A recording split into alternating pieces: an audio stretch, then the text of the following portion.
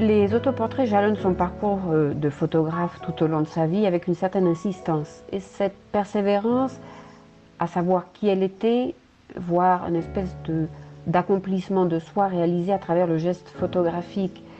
C'est-à-dire qu'elle cherchait à mandater sa présence dans les scènes qu'elle photographiait. Très souvent dans ses autoportraits, elle échappe à la simple confrontation aveugle, à l'impasse du vis-à-vis. Souvent son regard se voit troublé, détourné, interrompu par un reflet, une rupture, une mise en abîme. Son regard semble toujours ricocher sur autre chose et il nous amène hors du cadre.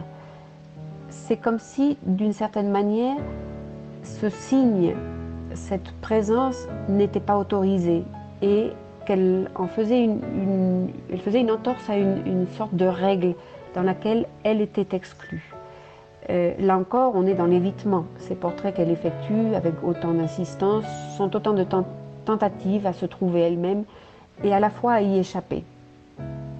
Nous avons là deux images, deux autoportraits, deux types de formulations différentes et presque extrêmes, voire même opposées.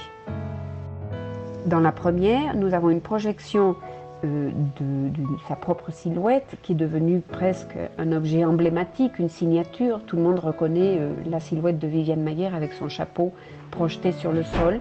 Et de l'autre côté, nous avons une image, une mise en abîme de son visage dans le miroir, etc. Mais avec une espèce de confrontation d'elle-même à son visage, une reconnaissance physiologique.